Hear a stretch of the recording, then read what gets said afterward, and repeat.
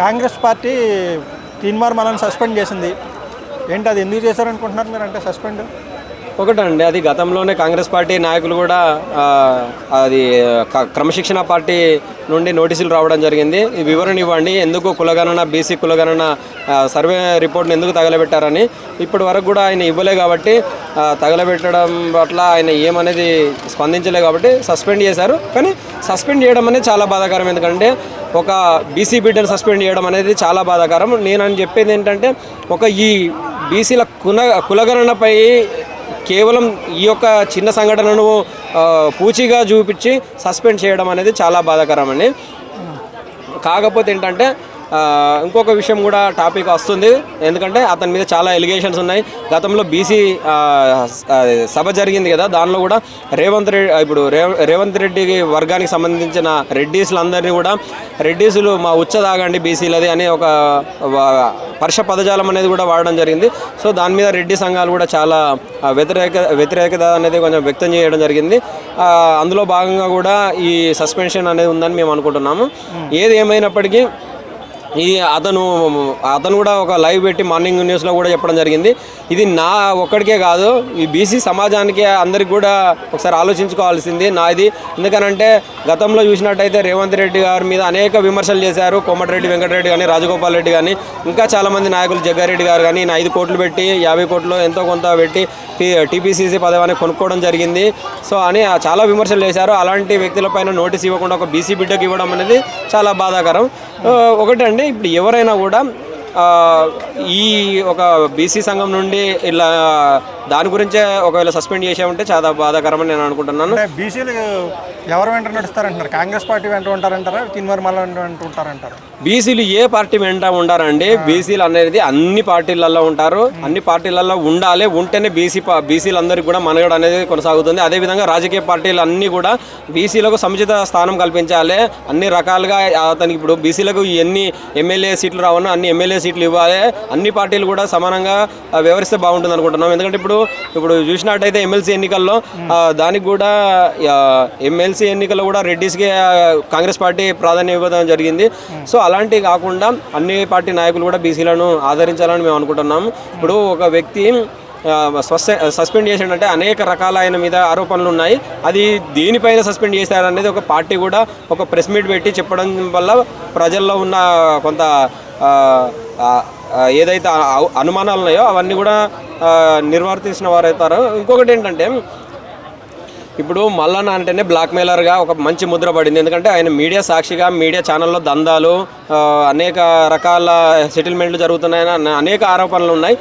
So ఏంటంటే ఓవరాల్గా అతను ఒక ఛాయ డబ్బులు ఇవ్వండి, నాకు ఒక ఛాయ డబ్బులు కొట్టండి అని అడుక్కున్న వ్యక్తి ఈరోజు బీసీ సభకు హెలికాప్టర్లో రావడం జరిగింది.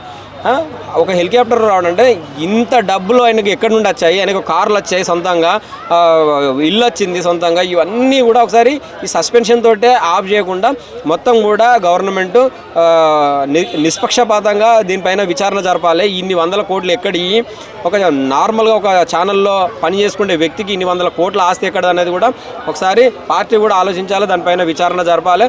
ఎందుకనంటే ఇతని వ్యవహార శైలి ఏ విధంగా ఉంటుందంటే, తల్లిపాలల్లో కూడా ఒక థర్మామీటర్ వేసి కల్తీ ఎంతవరకు ఉందని చూసే మనస్తత్వం కాబట్టి. ఎందుకంటే గతంలో కూడా మనం చాలా సందర్భాలు చూస్తే కేటీఆర్ గారి ఇంట్లో చిన్న పార్టీ జరిగినా కూడా అక్కడ డ్రగ్స్ జరిగినాయి. లేదంటే కవిత గారి మీద కూడా ఒక ఆడబిడ్డ మీద కూడా ఈమె లిక్కర్ దందాలో ఉంది, ఈమె అనేక రకాల వాడకరాని భాషలో కూడా ఆమెను కొంచెం కించపరిచే ప్రయత్నం కూడా చేశారు. అదేవిధంగా ఏదున్నా ఆయన నోటికి వచ్చినట్టుగా బీఆర్ఎస్ పార్టీ మీద నాయకులను ఇష్టానుసారంగా మాట్లాడడం జరిగింది. అదేవిధంగా రేవంత్ రెడ్డి గారిని కూడా, అదేవిధంగా వాళ్ళ పార్టీలో ఉన్న నాయకులను కూడా విమర్శించడం జరిగింది. ఏది కూడా ఒక ఆధారంతో ఆయన మాట్లాడిన సందర్భం లేదు. ఏంటంటే ఒక క్యూన్యూస్ అని ఒక మీడియా ఛానల్ అడ్డు పెట్టుకొని ఒక ముసుగులో దందాలు చేసుకున్న వ్యక్తి కాబట్టి ఇతని పైన ఈ ఒక సస్పెన్షనే కాకుండా ఎమ్మెల్సీ పదవి కూడా రాజీనామా చేసి ఆయన ప్రజలపైన ఆయన ఉన్న నమ్మకాన్ని కూడా నిలబెట్టుకోవాల్సిన అవసరం కూడా ఉంది. ఏదేమైనప్పటికీ తీన్మార్ మల్లన్న అనేది ఈ యొక్క బీసీల గురించి మాట్లాడడం పట్ల సస్పెండ్ చేస్తే ఒకవేళ మాత్రం కాంగ్రెస్ పార్టీ కూడా తగిన మూల్యం చెల్లించుకుంటుంది. దీనికి పూర్తి వ్యతిరేకంగా బీసీలు ఓటు వేయడం జరుగుతుంది. దీనికి తగిన గుణపాఠం స్థానిక ఎలక్షన్లో బుద్ధి చెప్పడం జరుగుతుందని నేను అనుకుంటున్నాను. అంటే తీన్మార్మలనే తప్పు చేశాడని మీరు అనుకుంటున్నారంట బాగా? డెఫినెట్గా అండి. ఒకటండి, బాధ్యత రహితంగా మాట్లాడడం వేరు. ఒక ఎమ్మెల్సీ పదవిలో ఉండి ఒక రెడ్డి సామాజిక వర్గాన్ని ఉచ్చదాగండి అనడం అనేది ఇంతవరకు సమంజసం ఒకసారి ప్రజలు కూడా గమనిస్తున్నారు. ఎంత బీసీ బిడ్డ అయినప్పటికీ కూడా ఎవడో ఒక అమాయకుడు లేకుంటే ఈ ముఖం ఊరు పేరు తెలియని వాడు ఎవడో పోస్ట్ పెట్టిండని ఆ సమాజాన్ని మొత్తం తిట్టడం అనేది అది ఎవరు కూడా హర్షించరు. అదేంటంటే ఒక వ్యక్తికి సంబంధించిన ఇష్యూ, ఆయన పర్సనల్ ఇష్యూ కాబట్టి అదేమన్నా ఉంటే ఒక బాధ్యత గల ఎమ్మెల్సీగా మాట్లాడాల్సిన అవసరం లేదు. అది కూడా నిండు సభలో మాట్లాడాల్సిన అవసరం లేదు. దాని పట్ల మేము స్వాగతిస్తలేము. కాకపోతే ఏంటంటే బీసీల కులగణనలో లోపాలను ఎత్తి చూపి ఆ సర్వేను తగలబెట్టినందుకే సస్పెండ్ చేస్తే మాత్రం మేమందరం బీసీల తరపున మల్లన్నగా అండగా ఉంటాం. వేరే ఇతర ఆయన మీడియా ఛానల్స్ల ప్రచారాలు దందాలు ఆయన వేరే విషయంలో మేము ఎట్టి పరిస్థితుల్లో మేము సపోర్ట్ చేయం. అంటే బాధ్యతగా ఉంటే పర్లేదు, కానీ ఇలాగ బాధ్యత లేకుండా మాట్లాడుతూ తిడుతూ ఉంటే మాత్రం బీసీలు కూడా దూరం అయిపోతారంటారా? తప్పకుండా అండి. ఎందుకంటే ఎవరైనా బీసీలైనా ఎస్సీ ఎస్టీలైనా ఎవరైనా కూడా సమాజం పట్ల మంచి నాయకుడినే కోరుకుంటారు. ఇతని వ్యవసాయాలు ఎలా ఉంటుందంటే గతంలోనే జైలు నుండి వచ్చిన వెంటనే ఆ బీజేపీలో చేరడం జరిగింది. ఆయన ఎక్కడ కూడా 6 నెలలు కూడా ఏ పార్టీలో ఉన్న సందర్భాలు కూడా లేవు.